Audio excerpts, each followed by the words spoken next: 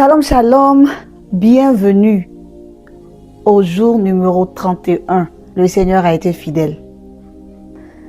Seigneur, nous te disons merci pour ce dernier jour de la lecture du livre de Proverbes, ce challenge de lire un chapitre par jour. Nous te rendons toute la gloire, nous t'exaltons.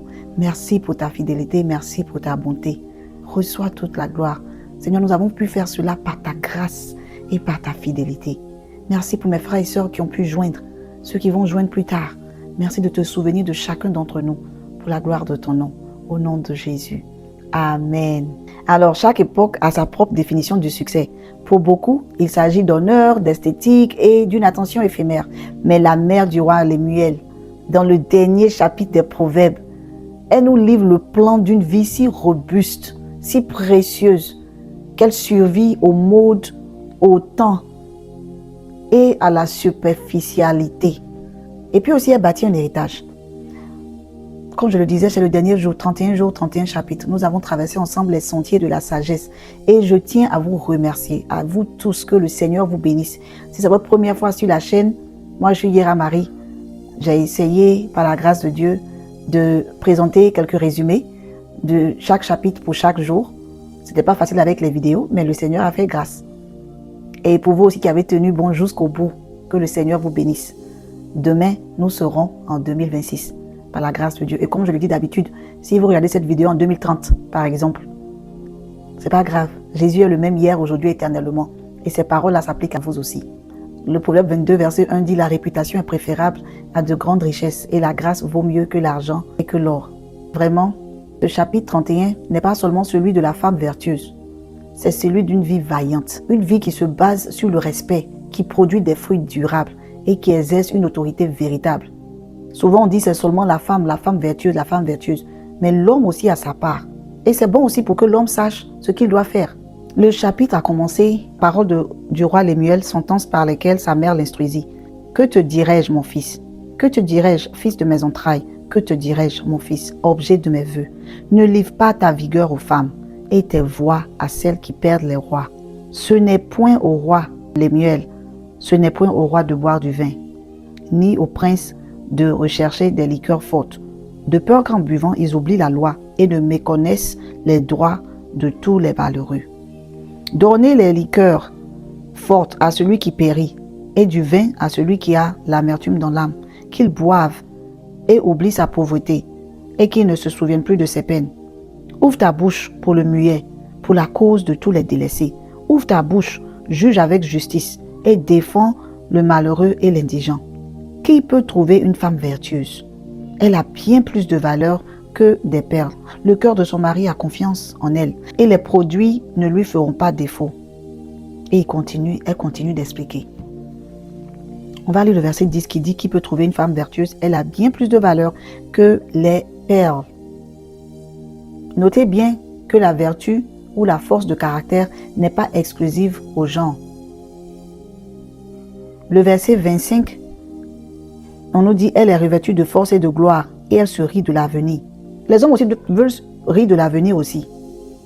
C'est vrai, on parle de la femme qui est vertueuse, mais il y a des vertus que nous pouvons enseigner à nos enfants, les garçons, qui vont grandir et les appliquer. Cela montre aussi que notre constitution interne détermine notre calme externe. Le noble caractère, c'est l'architecture intérieure, des valeurs inébranlables, notre intégrité.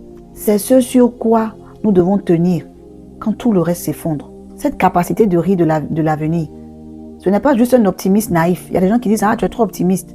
Il faut ouvrir tes yeux. Il faut être aussi pessimiste. » Mais la confiance tranquille de celui qui sait qui le tient dans ses mains fait la différence. Comme l'or est éprouvé par le feu, un caractère ancré en Dieu ne craint pas la tempête. Un caractère ancré en Dieu avance avec assurance parce qu'il sait qu'il n'est pas seul, il a Dieu avec lui. Si tu es une femme, tu m'écoutes, ou un homme, arrête de courir après la validation externe. Il faut investir dans ta fortification intérieure. Il faut bâtir un caractère qui est robuste. Un caractère avec aucune trahison. Un caractère qui ne change pas à cause de l'opinion publique. Amen. Nous voyons du verset 13 au verset 16 et au verset 24 que la vie veillante se définit par une diligence proactive. 31, verset 13 nous dit, elle se procure de la laine et du lin et travaille d'une main joyeuse. Et au verset 16, il dit, elle pense à un champ et elle acquiert. Du fruit de son travail, elle plante une vigne. Elle ne s'arrête pas là. Le verset 24 ajoute, elle fait des chemises et les vend. Et elle livre des ceintures aux marchands. Ce que vous produisez est la preuve indéniable de votre valeur. Il ne s'agit pas d'être occupé, mais d'avoir une productivité stratégique. Elle identifie des besoins, elle acquiert des ressources et elle crée une valeur qui dépasse son propre foyer, qui dépasse ce qu'elle fait pour ses enfants seulement. Elle est entrepreneuse, elle investit, elle produit les choses. Elle n'attend pas l'opportunité, elle-même crée l'opportunité.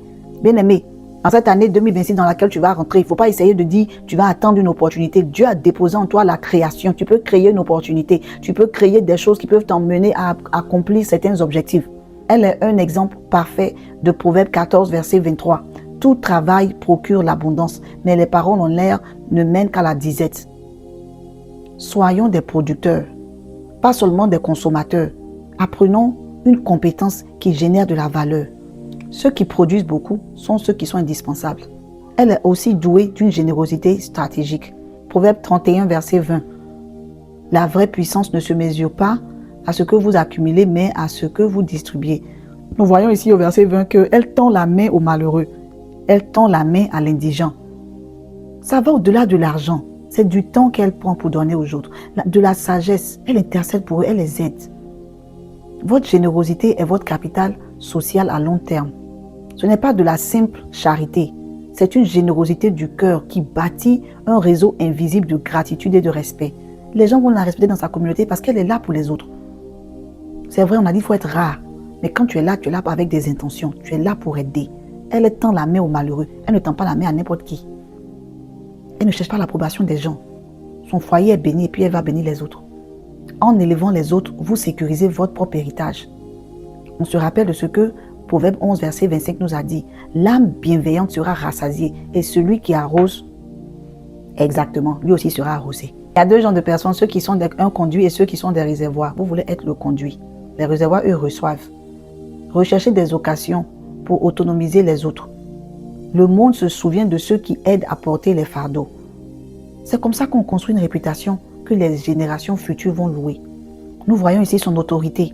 Cette femme-là, l'autorité d'une vie vaillante et reconnaissable à l'oreille.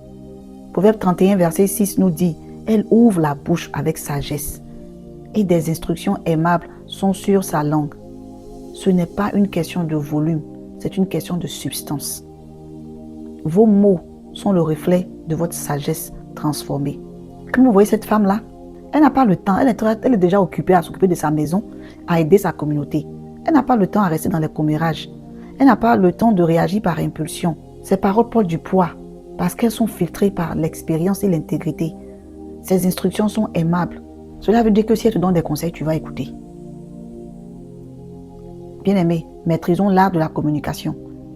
C'est important de cultiver une langue qui édifie, qui instruit, qui inspire. Ne faut pas parler de malheur, de stress. Si tu es stressé, cherche de l'aide. Quand vous parlez, assurez-vous que vos mots soient une extension indéniable de votre caractère. Ce que vous dites et ce que vous faites doivent être alignés. En conclusion, Proverbe 31 n'est pas une liste de rigides corvées, des choses à faire. C'est un plan vivant pour cultiver une autorité intérieure qui produit un impact extérieur. Elle sait ce qui elle est, elle sait ce qu'elle doit faire. C'est ça, mais quand tu n'as pas d'identité, c'est pas facile. Donc nous sommes dans l'apothéose de tout ce que nous avons appris et lu ce mois. La grâce est trompeuse et la beauté est vaine. La femme qui craint l'Éternel est celle qui sera louée. Récompensez-la du fruit de son travail et qu'au porte ses œuvres la louent. C'est tout, la crainte de l'Éternel. Nous avons commencé avec ça, nous terminons avec ça encore. Merci encore du fond du cœur d'avoir suivi ce défi avec moi. Vous avez investi 31 jours dans ce qu'il y a de plus précieux, la sagesse divine. Cette lecture quotidienne ne doit pas s'arrêter ici. Continuez de la mettre en pratique. Que Dieu se souvienne de vous, qu'il se souvienne de vos familles, qu'il se souvienne de vos enfants, qu'il se souvienne le temps que vous avez mis à part pour rentrer dans ces moments avec moi pour les 31 jours. Je sais qu'ils ne sont pas en vain. Je sais qu'il y a des portes que le Seigneur va ouvrir pour certains d'entre vous qui vont vous surprendre au maximum. Parce que le Dieu que nous servons, il est vivant et il aime quand nous le cherchons d'abord. Cette semaine, prenez le temps pour appliquer ce que nous avons appris.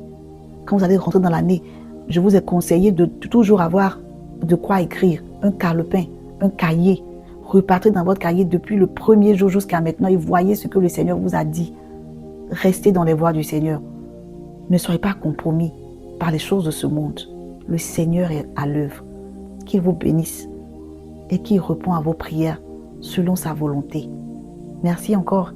Et on va voir. Je pense que le mois prochain, parce qu'on va parler de quelques sujets, il y a quelques sujets que j'ai écrits qu'on va discuter. Mais pour le challenge de Proverbe 31, nous avons fini. Que le Seigneur vous bénisse. Seigneur, nous te bénissons. Saint-Esprit, merci. Parce que c'est toi qui as dirigé toutes choses jusqu'à aujourd'hui. Reçois toute la gloire. Merci, Papa. C'est un privilège. Nous ne prenons pas cela pour acquis. Sois béni au siècle des siècles. Merci parce que nos vies ne seront plus jamais, jamais, jamais les mêmes. Au nom de Jésus. Amen.